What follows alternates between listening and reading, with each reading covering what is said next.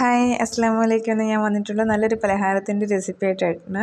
നമുക്ക് മടിയൊക്കെ ഉള്ളപ്പം പെട്ടെന്ന് ചെയ്തെടുക്കാൻ പറ്റിയ നല്ല ടേസ്റ്റിയിൽ ചെയ്യാൻ പറ്റിയ നല്ലൊരു പലഹാരത്തിൻ്റെ റെസിപ്പി ആയിട്ടാണ് കേട്ടോ. എന്നിട്ട് എങ്ങനെയാണ് ചെയ്യുന്നതെന്ന് നോക്കാം. ഞാനൊരു പാത്രത്തിൽ 1 കപ്പ് അളവിൽ റവയാണ് എടുത്തിട്ടുള്ളത്. എന്നിട്ട് ആ അളവിൽ തന്നെ 1 കപ്പ് അളവിൽ വെള്ളവും എടുത്തിട്ടുണ്ട് കേട്ടോ. അത് ഒഴിച്ചിട്ട് ഒരു അരമണിക്കൂർ നമുക്ക് റെസ്റ്റ് ചെയ്യാനായിട്ട് വെക്കാം. അത് നല്ല രീതിയിലൊന്ന് കുതിർന്ന് വരട്ടെ. അതിന് മുന്നേ നമ്മുടെ ചാനൽ ആദ്യമായിട്ട് കാണുന്നവരാണെങ്കിൽ ഒന്ന് സബ്സ്ക്രൈബ് ചെയ്ത് സപ്പോർട്ട് ചെയ്തേക്കണേ.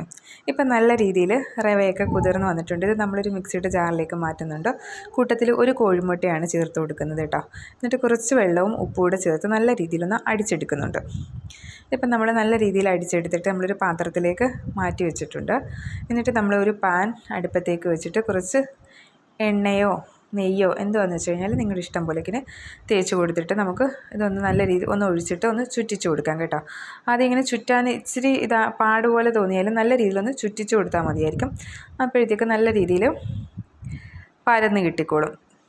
അതിന് ശേഷം നമ്മൾ കുറച്ച് നെയ്യൂടെ അതിൻ്റെ പുറത്തൊന്ന് തൂകി കൊടുക്കുന്നുണ്ട്. എന്നിട്ട് നമ്മൾ തിരിച്ച് മറിച്ച് വിട്ട് ചുട്ടെടുക്കാവുന്നതാണ് കേട്ടോ. നല്ല ടേസ്റ്റാണ് കഴിക്കാൻ.